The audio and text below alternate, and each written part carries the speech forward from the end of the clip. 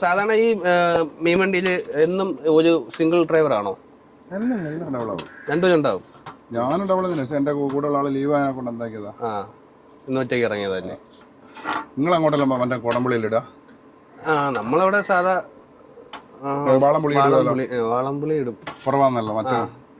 അല്ല, കൊടംപുളിയാണ് കൊടംപുളിയൊക്കെ ഈ പത്തനംതിട്ട, ആലപ്പുഴ, കോട്ടയം ആ ഭാഗത്താണ് കൂടുതലും കേട്ടിട്ടുള്ളത്. നമ്മളവിടെ സാധാ നീളം പുളിയുണ്ട്, വാളംപുളി എന്നല്ലേ ഞാൻ പറയുന്നത്.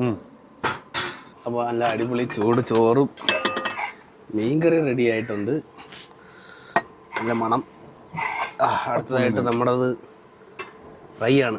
ആദ്യം തന്നെ കറിവേപ്പില അല്ലേ, അതാണ് അതിൻ്റെ ഐശ്വര്യം. കറിവേപ്പില, ഇഞ്ചിയും വെളുത്തുള്ളി ഇടാൻ തുടക്കത്തില് ഫ്രൈ നമുക്കൊന്ന് ടൈം തീരല്ലോ. അതെ, നമുക്ക് ഇഷ്ടം പോലെ മീൻ കിട്ടിയിട്ടുണ്ടല്ലേ. നമുക്ക് മീൻ എന്തായാലും ഒരു പന്നയില്ല.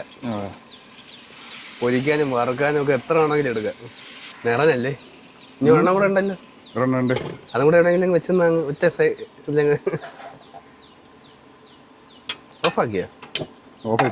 ഓഫായി പോയാ കാറ്റടിച്ചിട്ടായിരിക്കും അല്ലേ. ഇതെങ്ങനെ സ്പെഷ്യൽ മസാല കൂട്ട് വല്ലതും ഉണ്ടോ?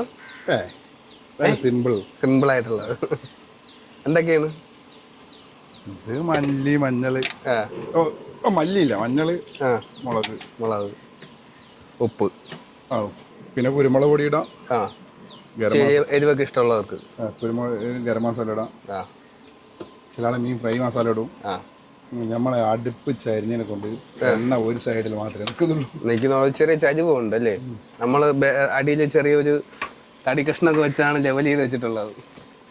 അത് അടുപ്പിനെ കംപ്ലൈന്റ് അല്ല, നമ്മള് വണ്ടി വെച്ച സ്ഥലം ഉണ്ടല്ലോ, ചരിവ് കൂടുതലാണ്. ഓക്കെ. നിങ്ങൾ മീൻ വണ്ടിയിൽ ഇതുവരെ പോയിട്ടില്ലല്ലോ?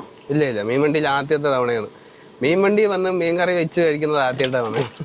അപ്പോൾ നമ്മളെന്തായാലും AC-യുടെ തൊട്ട് താഴെ വെച്ചാണ് കുക്കിംഗ് ഒക്കെ. ഞാൻ ഇവിടെ വെക്കല്. കുക്കിംഗ് ഒക്കെ അല്ലേ.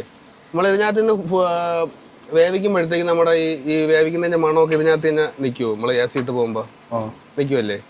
നല്ല മണമായി. ഒരു സൈഡ് വെന്തല്ലേ? ഇല്ല, വെന്തിട്ടില്ല.